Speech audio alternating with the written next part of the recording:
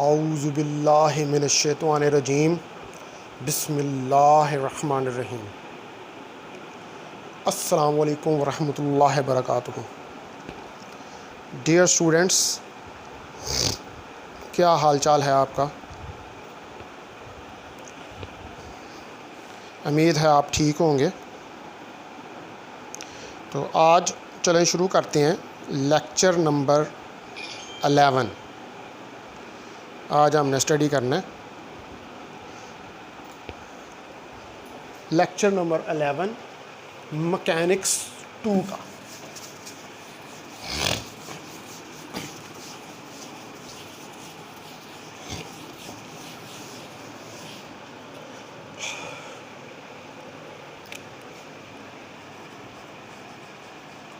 Lecture number 11 mechanics 2। इसमें आज जो मैं आपको एप्लीकेशंस ऑफ टॉर्क के बारे में बताऊंगा,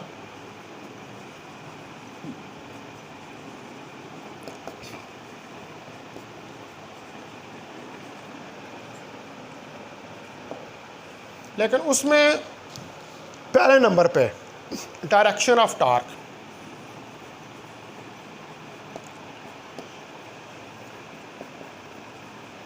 डायरेक्शन ऑफ टॉर्क जो है वो दो तरीक़ों से हम फाइंड कर सकते हैं। एक स्क्रू रूल नंबर 1 और दूसरा राइट हैंड पाम रूल। इन दो तरीक़ों से हम कर सकते हैं। तो स्क्रू रूल के अंदर अगर स्क्रू ओपन हो रहा हो, screw is opening,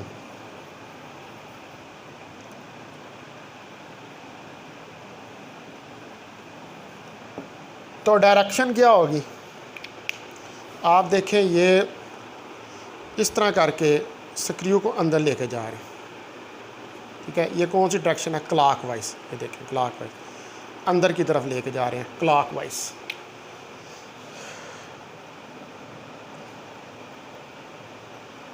O sorry, अंदर की तरफ अगर लेके जा रहे हैं, ये देखें, अंदर की तरफ अगर लेके जा रहे हैं तो क्लॉकवाइज, और अगर बाहर की तरफ लेके आ रहे हैं, ओपनिंग का मतलब है कि बाहर की तरफ लेके आ रहे हैं, बाहर की तरफ लेके आ रहे हैं, ये देखें ऐसे, इसको बाहर की तरफ, ये ओपनिंग है, तो ये क्या है? एंटी क्लॉकवाइज,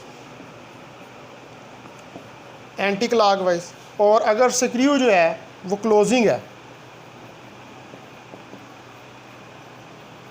यानी कि उसके इनवर्ड जा रहा है, तो फिर हमारे पास क्लॉकवाइज होगी, यानी कि ये देखें, ये अंदर की तरफ, तो ये क्लॉकवाइज। तो अगर आउटवर्ड हो तो डॉट से शो करते हैं, और अगर इनवर्ड हो तो क्रॉस से शो जो है वो हम करते हैं। ये हमारे पास जो है इसकी डायरेक्शन की बात होगी, क्लॉकवाइज एंटी क्लॉकवाइज। अच्छा, अब पाम रूल आपको दिखाऊं लगाना। तो पाम रूल आप देखिए कि अगर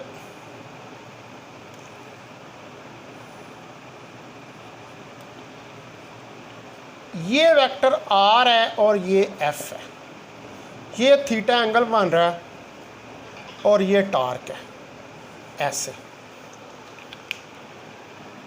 तो हैंड रखें,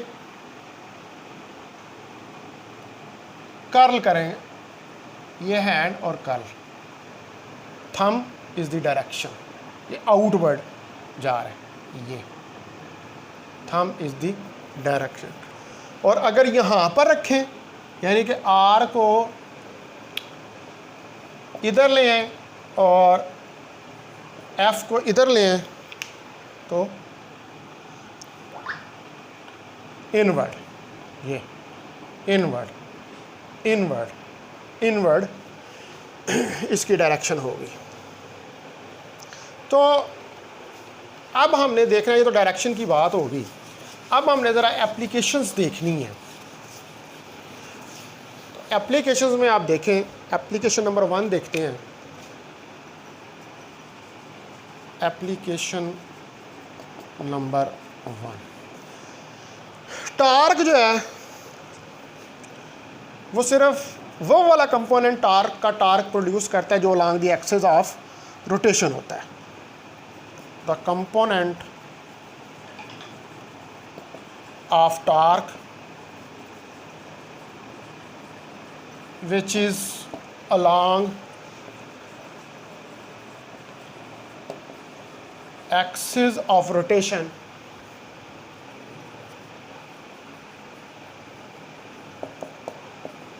always produces torque। तो वो हमेशा जो है वो टार्क को प्रोड्यूस करता है। अब इसमें हम एक एग्जांपल लेते हैं, डिफरेंट फोर्सेस लेता हूं मैं। सपोज करें कि ये हमारे पास एक कोऑर्डिनेट सिस्टम है, ये कोई पिवट पॉइंट है, ठीक है। इस पिवट पॉइंट के अलॉन्ग कोई फोर्स लग रही है F6, ठीक है जी।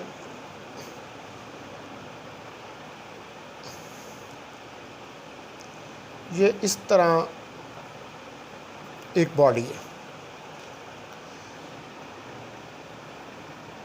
यहाँ पर एक पॉइंट है जिसका पिवट से डिस्टेंस R है।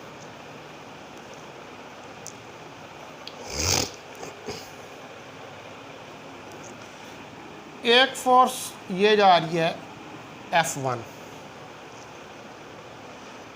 एक फोर्स इधर जा रही है F3, एक फोर्स इधर जा रही है F4, एक फोर्स जो है यहाँ से इधर जा रही है, ये है F1, और एक फोर्स हमारे पास जो है सॉरी F2, और एक फोर्स हमारे पास यूं जा रही है F5। अब हमने क्या करना है, इन सारी फोर्सेस का हमने टार्क बताना है और टार्क की डायरेक्शन हमने बतानी है। F1 ये फोर्स होगी, यहाँ पर torque F1, F2, F3, F4, F5, F6।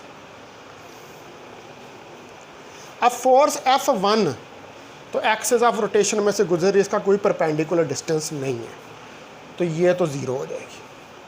उसके बाद फोर्स F2 आप देखें, F2 फोर्स का यहाँ से ये परपेंडिकुलर डिस्टेंस ये R है, तो ये हमारे पास F2 यूँ इस तरफ जाएगी ऐसे, F2 फोर्स इस तरह लगेगी यूँ, ठीक है।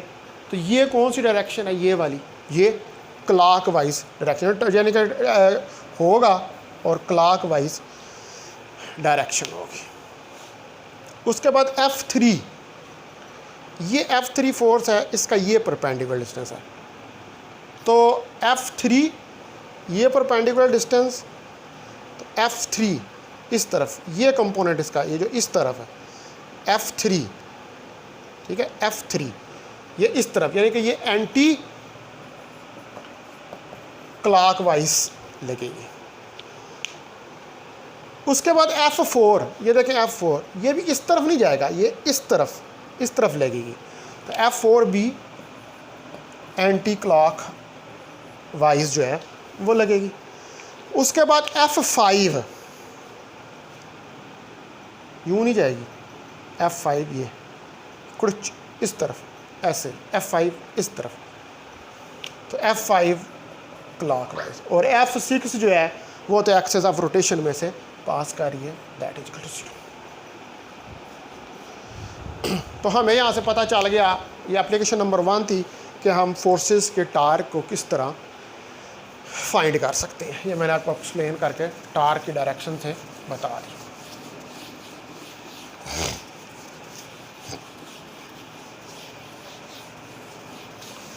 अच्छा जी, अब नेक्स्ट हम देखते हैं एक और एप्लीकेशन, ऐप नंबर 2। हमारे पास ये एक शेप है,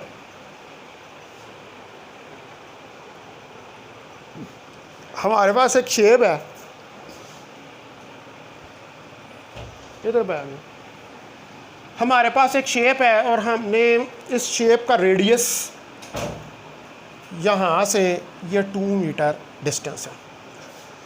हमारे पास ये पिवट पॉइंट है, एक फोर्स इसके ऊपर यूं लग रही है 10 न्यूटन।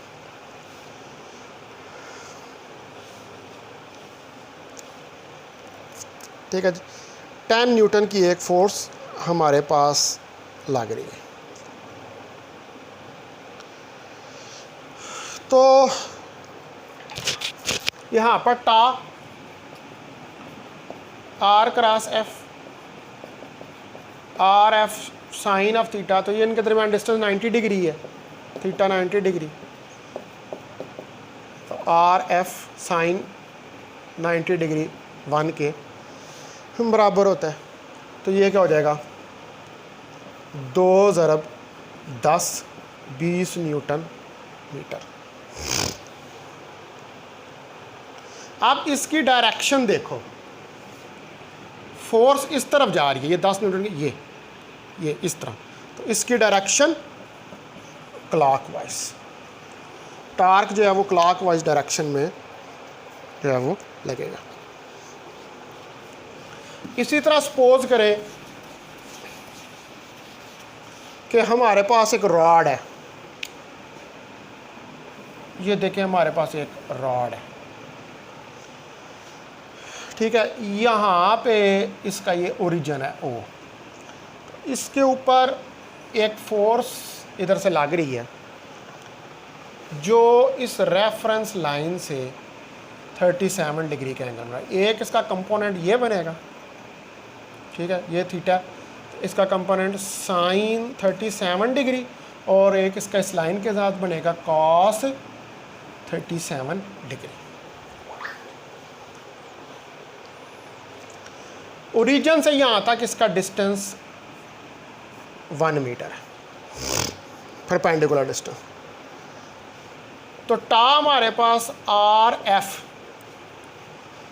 साइन ऑफ 37 डिग्री ये हो जाएगा। एफ जो है वो हमें 10 न्यूटन दी हुई है, आर हमारे पास 1 मीटर है, तो टा मल्टी 1 10 साइन 37 डिग्री। तो ये सारा कैलकुलेट करें तो हमारे पास हो जाएगा 6 न्यूटन मीटर। अब ये फोर्स ये है, देखिए परपेंडिकुलर डिस्टेंस का ये है, ये फोर्स है, तो ये यूं इस तरफ किस तरफ लग रही है, ये एंटी क्लॉकवाइज लग रही है हमारे।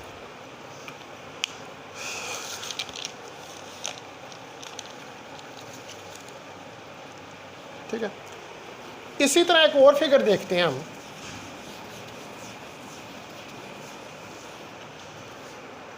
एक और फिगर देखें कि हमारे पास ये एक फिगर है, ये पिवट पॉइंट है, यहाँ से एक मास है हमारे पास m, ये m जो है ये 1 किलोग्राम के बराबर है। ये यहाँ से मूव करके यहाँ तक आता है और ये 30 डिग्री का एंगल बना रहा है। इसमें टेंशन T है,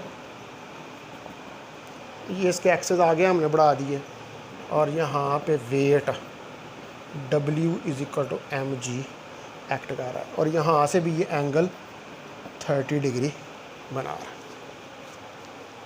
तो टार्क पहले टा ड्यू टू टेंशन, थीटा हमारे पास 30 डिग्री है, टार ये तो एक्सेस ऑफ रोटेशन में गुजर है, तो टार ड्यू टू टेंशन, टा टेंशन तो होगा 0।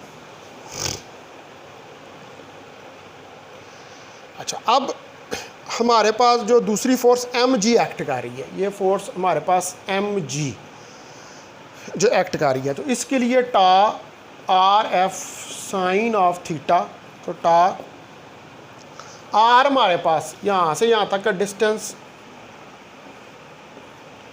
ये R1 metre, 1 multiply by mass 1 multiply by sine 30 degree, तो टा जो है हमारे पास वो 5 न्यूटन मीटर आ जाएगा।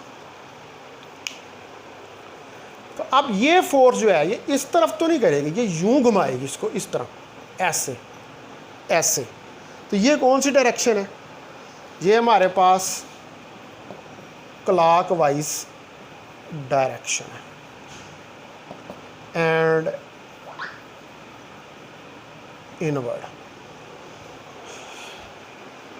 ये क्लॉक वाइज डायरेक्शन है और ये इनवर्ड। ठीक है जी। अब हम इसमें एक और एप्लीकेशन देखते हैं, इसकी एप्लीकेशन नंबर 3।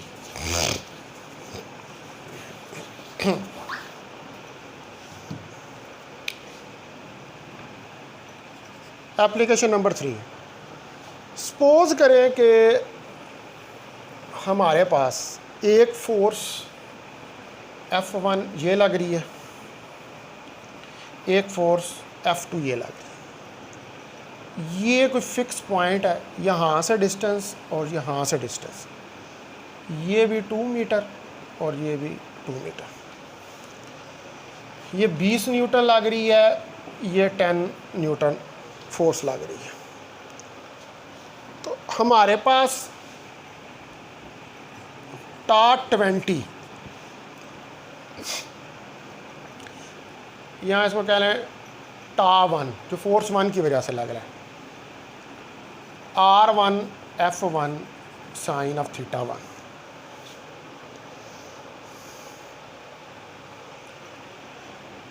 तो F1 परपेंडिकुलर, F1 परपेंडिकुलर, तो 2 ज़रा 20 40 न्यूटन मीटर। इसी तरह टा 2 R2 F2 साइन थीटा 2, तो टा 2 R2 F2 perpendicular 2 metre multiply by 10 Newton.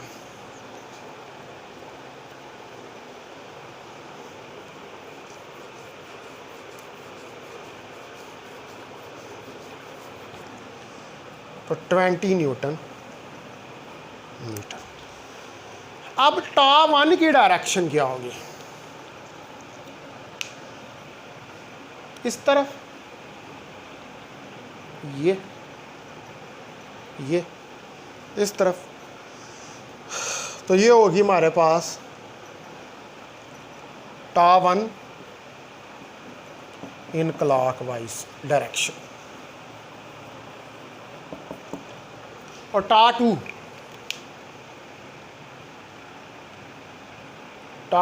इस तरफ, ये फोर्स इसको यूं घुमा रही है, तो टा 2 इन एंटी क्लॉक वाइज डायरेक्शन। अब इनका नेट टार्क, बड़े में से छोटे को माइनस कर दो, टा नेट टा 1 माइनस टा 2, तो टा नेट, टा 1 कितना है मेरे पास, टा 1 जो है मेरे पास 40 माइनस 20 न्यूटन मीटर, तो टा नेट मेरे पास 20 न्यूटन मीटर आ।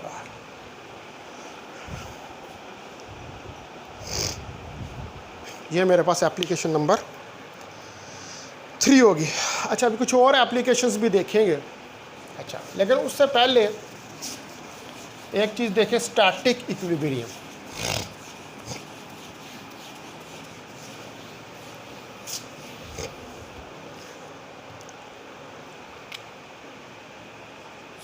स्टैटिक इक्विलिब्रियम, यानी कि साकन। अगर स्टैटिक इक्विलिब्रियम हो तो एफ नेट ज़ीरो होता है, यानी कि ट्रांसलेशनल इक्विलिब्रियम होता है, ट्रांसलेशन स्ट्रेट लाइन के अलावा। और टा नेट भी ज़ीरो हो तो रोटेशनल इक्विलिब्रियम होता है। अगर ये दोनों कंडीशंस सेटिस्फाई कर रही हों तो स्टैटिक इक्विलिब्रियम होता है, दोनों एफ नेट और टा नेट। तो टा नेट का मतलब है टा एक्स ज़ीरो, टा वाई ज़ीरो, टा जेड ज़ीरो। सारी फोर्सेस जिस डायरेक्शन में लग रही हैं उनका सम जो है वो ज़ीरो के मुताबिक है। तो इस कंडीशन में ए सेंटर ऑफ मास भी ज़ीरो होता है और वी सेंटर ऑफ मास भी ज़ीरो होता है, यानी कि सेंटर ऑफ मास का भी एक्सेलरेशन ज़ीरो है। वो सेंटर ऑफ मास से आपको चीज़ें जो है रोटेट करती हुई नज़र आ रही हैं, सेंटर ऑफ मास जो है वो रोटेट नहीं कर रहा। तो फिर इसका मतलब है कि अल्फ़ा भी ज़ीरो होगा रोटेशनल इक्विलिब्रियम में। अगर अल्फ़ा ज़ीरो होगा तो ओमेगा कांस्टेंट होगा। तो हमें हमेशा टार को कैलकुलेट करने के लिए क्या करना पड़ता है, हमें कोई फिक्स पॉइंट या पिवट पॉइंट लेना पड़ता है, ठीक है। और ये जो पिवट पॉइंट या फिक्स पॉइंट है ये हम किसी भी एक्सिस के अलोंग इसको ले सकते हैं। ये जो पिवट पॉइंट है इसको हम किसी भी एक्सिस के अलोंग जो है वो ले सकते हैं। अब इसमें देखते हैं एप्लीकेशन नंबर 4।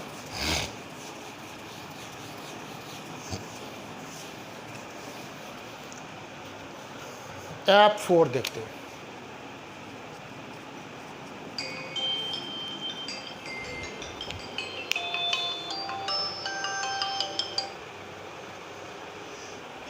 ऐप 4 जो है इसको हम देखते हैं। और ऐप 4 में क्या है, हमारे पास एक यूनिफॉर्म रॉड है।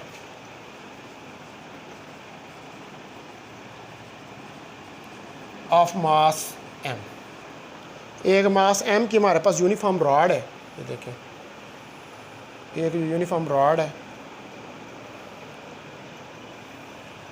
यहाँ पे एक फ्रिक्शन लेस सरफेस है और इसमें टेंशन T1, इसमें टेंशन T2 और इधर एक मास m हमने रखा हुआ है, ठीक है जी। 100 सेंटीमीटर इसकी लेंथ है, 100 सेंटीमीटर इसकी लेंथ है। मास इसका m जो है वो दिया हुआ है 10 किलोग्राम, यानी कि हमारे पास इसका मास m और लेंथ l है और लेंथ 100 सेंटीमीटर जो है वो दी हुई है। ये मास जो m है ये 5 किलोग्राम का हमें दिया हुआ है। तो ये मास जो है इसका यहाँ से यहाँ तक डिस्टेंस, ये इधर से लेकर इसका इधर तक डिस्टेंस जो है ये वाला डिस्टेंस ये 40 सेंटीमीटर, ये हमारे पास 40 सेंटीमीटर है। जी है ये हमारे पास 10 मीटर पर सेकंड स्क्वायर। अब मैं इसके ऊपर जो फोर्सेस लग रही हैं ज़रा उनको डिस्क्राइब करता हूँ। देखें, ये इस तरफ लग रही है T1, इस तरफ लग रही है T2, ठीक है। इसके ओरिजिन से इस तरफ लग रही है एक फोर्स mg, इधर ये मास पड़ा हुआ है, इसकी फोर्स लग रही है स्मॉल m g। इनके दरमियान 10 मीटर का डिस्टेंस है, यहाँ पर 40 सेंटीमीटर और इधर 10 सेंटीमीटर। टोटल इसकी 100 है लेंथ जो है। और इस तरफ से यहाँ से ये हमारे पास आ जाएगा 50 सेंटीमीटर डिस्टेंस।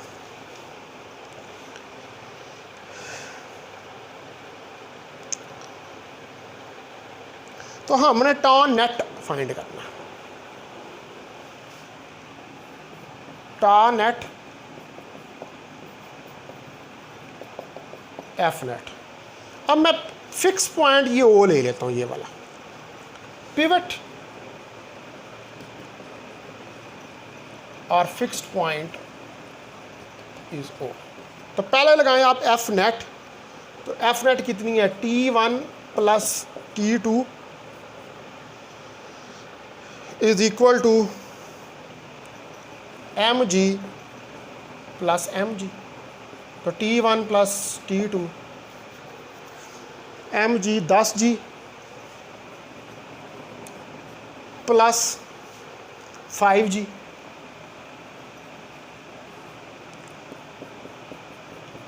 तो T1 प्लस T2 जो है ये हमारे पास किसके बराबर आ जाएगा, 100 plus 50 that is equal to 150। ये इक्वेशन नंबर 1। अब दूसरी कंडीशन जो है वो इसके ऊपर लगाएं। हम क्लॉकवाइज को यहाँ पर नेगेटिव लेंगे टॉर्क और एंटी क्लॉकवाइज को पॉजिटिव।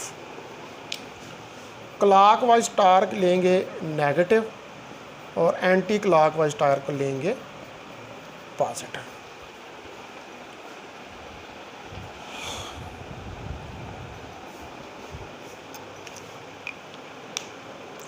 ठीक है जी। तो अब लगाएं इस पॉइंट के अबाउट। तो इस पॉइंट के अबाउट जब आप लगाएंगे तो तुम्हारे पास क्या आएगा,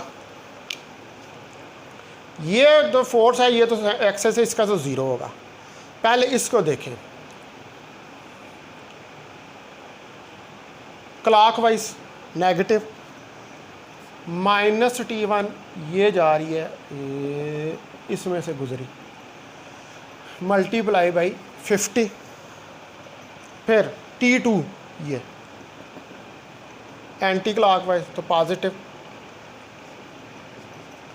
मल्टीप्लाई बाई 50। यहाँ से यहाँ तक भी डिस्टेंस जो है वो 50 है। और फिर माइनस ये clockwise minus 5g multiply by 10 that is equal to 0। तो ये आ जाएगा मेरे पास 50T1 plus 50T2 is equal to 50g।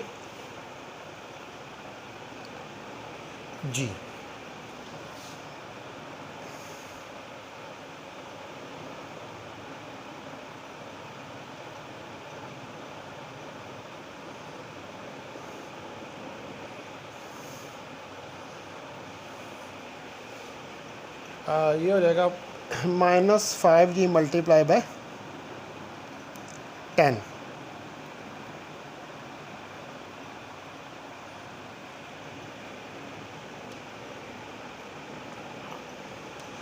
तो ये भी 50g और इसमें g की वैल्यू रखेंगे minus 50T1 plus 50T2 50 multiply by 10। तो minus 50T1 plus 50T2 is equal to 100 आ जाएगा। अब इस फिगर की हमें ज़रूरत नहीं है, बस हमने सॉल्व भी करना है। तो ये हमारे पास क्या आ जाएगा, 50 इसको डिवाइड कर दें तो ये आ जाएगा हमारे पास T2 minus T1 is equal to 10। ये क्वेश्चन 2। ऐड 1 and 2, 1 और 2 को ऐड कर दें तो T1 plus T2 is equal to 50 और T2 minus T1 is equal to 10।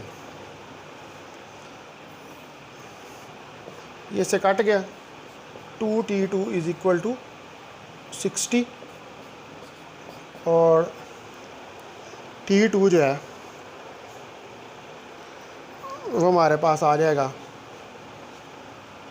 Sir ये 150 था, 160 और ये आ जाएगा 80 न्यूटन। T2 80 न्यूटन आ गया। अब T2 minus T1 that is equal to 10, तो T2 आया 80 newton minus T1 is equal to 10, तो 80 नफी 10 newton is equal to T1, तो T1 जो है हमारे पास वो 70 न्यूटन आ गया। तो ये फोर्सेस जो हैं इनको हमने कैलकुलेट करके देख लिया। अब एक और एप्लीकेशन देखते हैं, ये समझा रहा हूँ इसको टार्क को ना।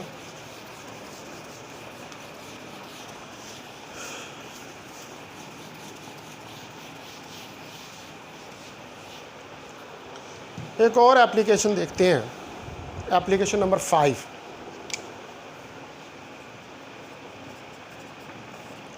एप्लीकेशन 5 क्या है कि ये हमारे पास एक सरफेस है, एक वॉल कह लें,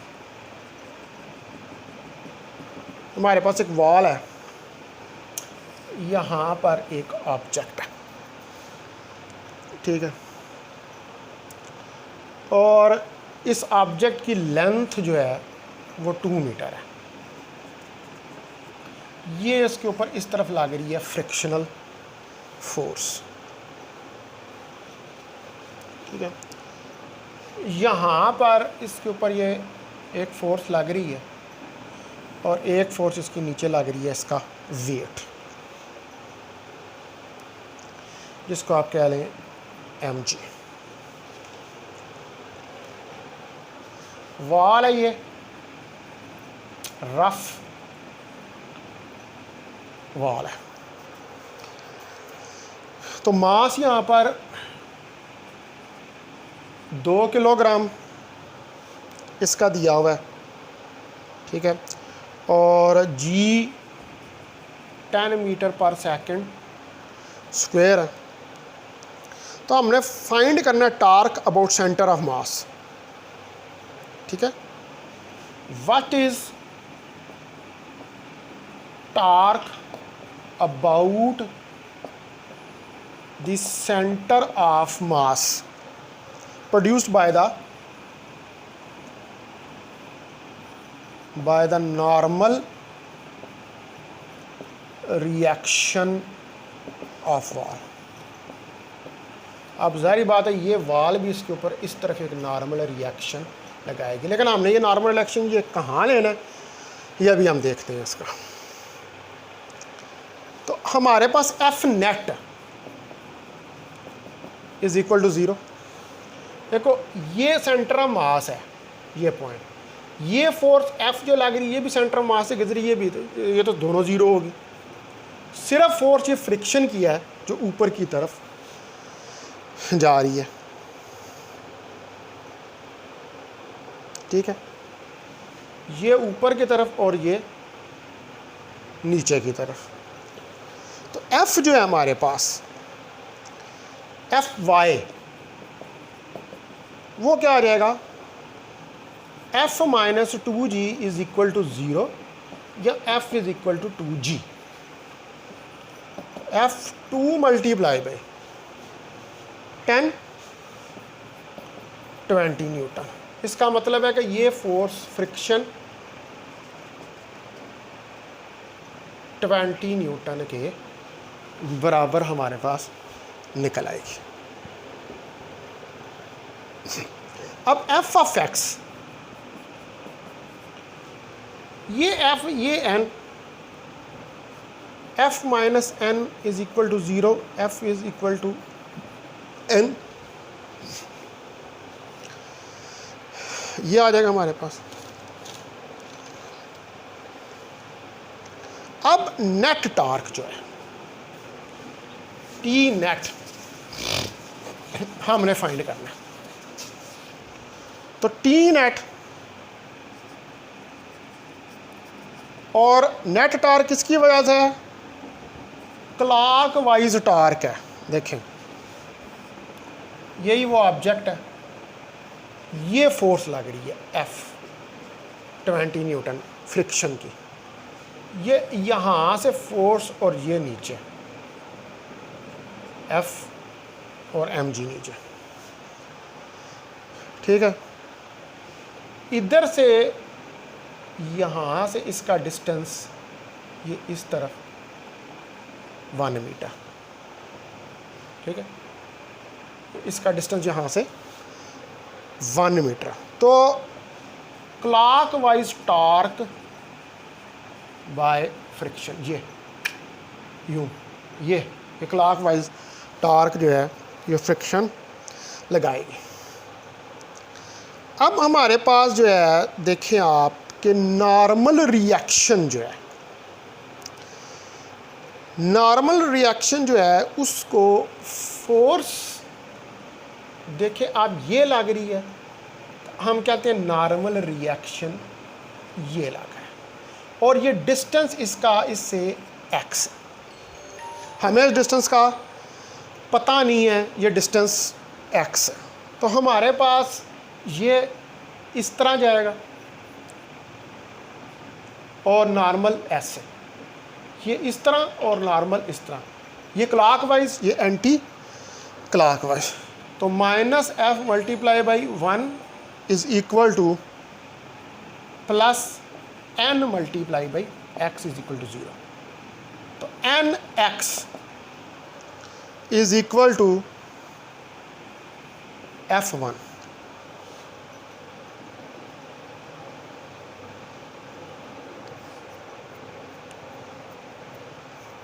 ठीक है जी। तो हमारे पास f की वैल्यू nx के बराबर निकल आई। तो nx ही क्या एक्चुअली ये टार्क है, तो f की वैल्यू क्या थी 20 न्यूटन, ठीक है। ये 20 न्यूटन और इसकी डायरेक्शन जो है यूँ लग रहा है, तो एंटी क्लॉकवाइज, इसके डायरेक्शन जो है वो एंटी क्लॉकवाइज हो जाएगी।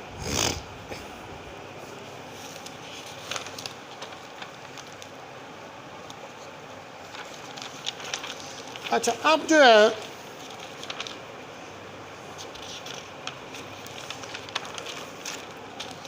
इसमें एक छोटी सी चीज़ देखते हैं हम।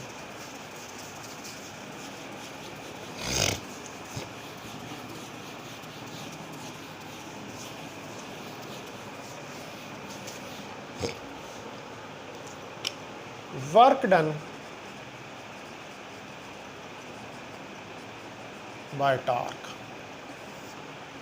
तो टॉर्क जो है वो कितना वर्क डन करता है। सपोज करें कि हमारे पास एक रिजिड बॉडी है, ये एक पॉइंट है, इसके ऊपर ये फोर्स F जो है वो लग रही है, ये यहाँ से पिवट है, ये इसका डिस्टेंस और इसका डिस्टेंस, यहाँ से हमारे पास ये कंपोनेंट फोर्स का जा रहा है F cos ऑफ अल्फ़ा,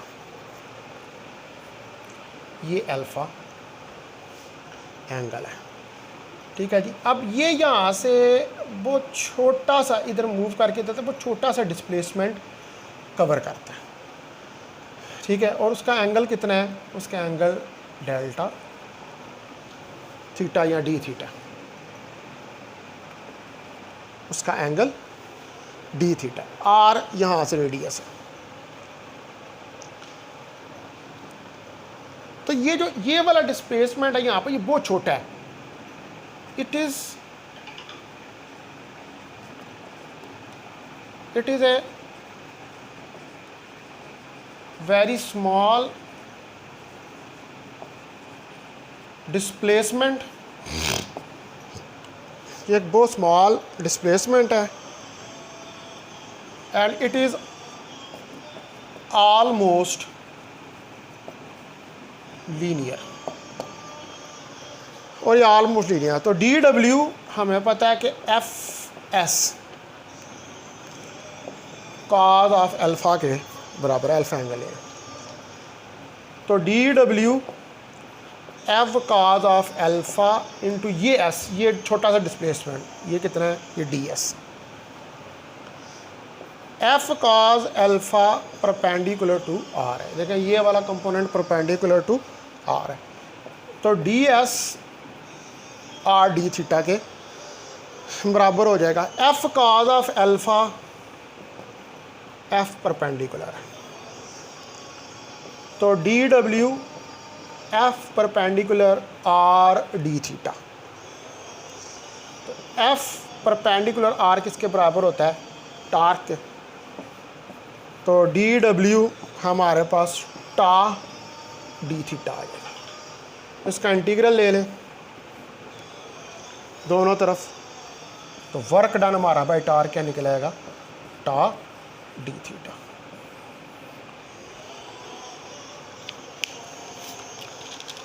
यही जो है हमने कैलकुलेट करना था।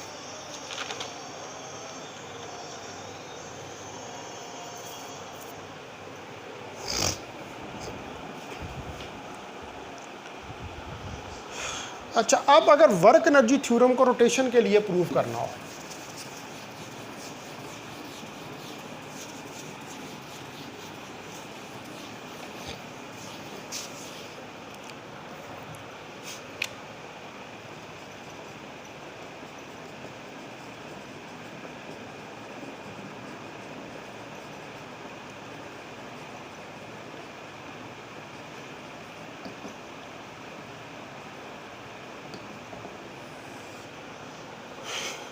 आप देखें कि हमारे पास W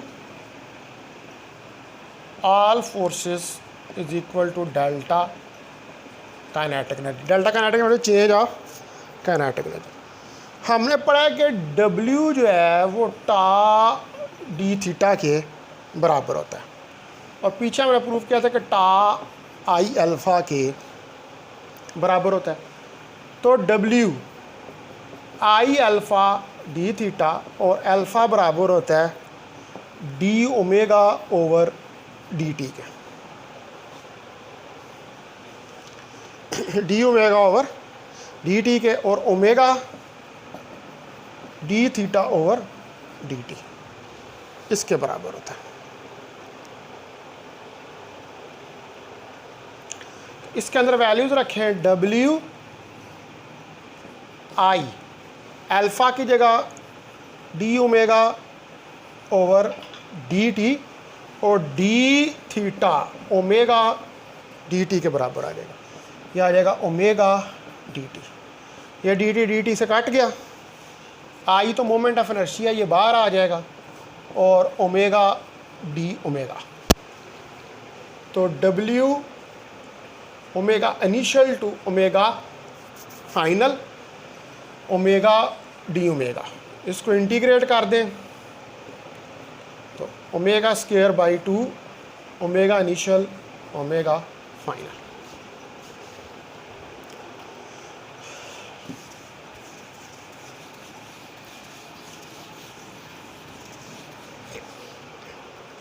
तो ये हमारे पास क्या आ जाएगा, W 1/2 omega square F minus 1/2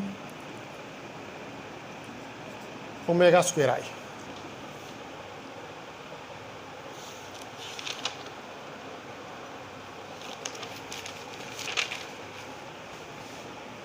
इधर आई आना था, ठीक है। तो W इन फाइनल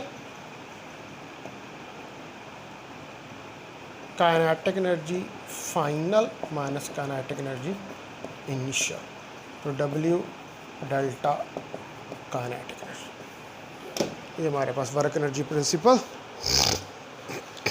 आ गया।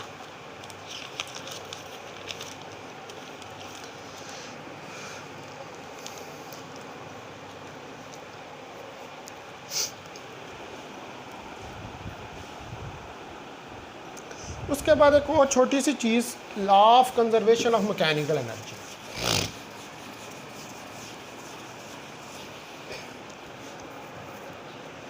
Law of conservation of mechanical energy. तो इसकी कुछ कंडीशंस होती हैं। Number 1, all forces should be conservative। सारी फोर्सेस जो हैं उनको कंजर्वेटिव होना चाहिए। नो फ्रिक्शनल फोर्स, कोई फ्रिक्शनल फोर्स नहीं होनी चाहिए। और no external force, but if external force present, it do no work done। ये हमारे पास जो है वो कंडीशंस होनी चाहिए। अब इसकी एक मैं एप्लीकेशन लेता हूँ इसको डिस्क्राइब करने के लिए। मैकेनिकल एनर्जी को एक छोटा सा ऐप है, एप्लीकेशन, छोटा सा प्रॉब्लम है। आप देखें कि हमारे पास ये एक रॉड है, ये रॉड यहाँ से रिलीज़ होती है, ये एक रॉड है, ये यहाँ से रिलीज़ होती है, यूँ नीचे की तरफ ये गिरती है। यहाँ तक इसकी लेंथ L, वेट इसका mg है, और ये नॉर्मल रिएक्शन यहाँ पर N जो है वो लग रहा है। तो इसकी इनिशियल एप्लीकेशन, इसकी इनिशियल पोटेंशियल एनर्जी 0, इसकी इनिशियल काइनेटिक एनर्जी भी 0, दोनों इसको 0। तो U initial plus K initial, U final plus K final, तो 0 प्लस 0। अब U फाइनल और K फाइनल। आप देखें इसकी UF जो है ये यहाँ से यहाँ तक गिरी, तो यहाँ तक इसने कितना डिस्टेंस ट्रैवल किया, यहाँ तक डिस्टेंस इसने L/2 ट्रैवल किया, और ये नीचे की तरफ फॉल हुई है, यानी कि नीचे की तरफ ये गिरी है। तो ये क्या हो जाएगा, UF हो जाएगा -mgL/2, तो ये रहेगा -mgL/2। और काइनेटिक एनर्जी इसकी +1/2I ओमेगा स्क्वायर। अब ये इस रॉड का जो मोमेंट ऑफ इनर्शिया है, एज के ऊपर जो मोमेंट ऑफ इनर्शिया होती है, MOI of rod at edge, edge के ऊपर ये जो मोमेंट ऑफ इनर्शिया होता है ये हमारे पास 1/3 ml² होता है, और सेंटर ऑफ मास पर I सेंटर ऑफ मास जो होता है वो 1/12 ml²। तो ये चूँकि एज पे है इसलिए mgL/2 is equal to 1/2 into 1/3 ml² omega square. तो ये आ जाएगा omega square is equal to 3g/L, और omega is equal to 3g/L। यही हमने इसकी एंगुलर वेलोसिटी इस रॉड की फाइंड करनी थी कि जब इसको रिलीज़ किया है तो ये किस एंगुलर वेलोसिटी से इस तरफ आया। यही जो हमने कैलकुलेट करना था। सो डियर स्टूडेंट्स, आज मैंने अब टॉर्क के बारे में आपको जितना बताना था वो बता दिया, ठीक है। आपको इसका कुछ कंसेप्ट टॉर्क का जो है वो क्लियर हो गया होगा। अब हमने आगे जो नेक्स्ट चीज़ जानी है वो हमने कंबाइंड ट्रांसलेशनल और रोटेशनल मोशन जो है उसको स्टडी करना है। तो कल फिर जो लेक्चर है वो कंबाइंड ट्रांसलेशन और रोटेशनल मोशन के ऊपर होगा। मैंने आपको वर्क डन भी टार्क से कैलकुलेट करना बना दिया, वर्क एनर्जी थ्योरम भी बता दिया, law of conservation of energy भी बता दिया। ये चीज़ें मैंने आपको एक्सप्लेन कर दी। बहुत शुक्रिया स्टूडेंट, अपना ख्याल रखें। अस्सलाम वालेकुम वरहमतुल्लाहि वबरकातुहू।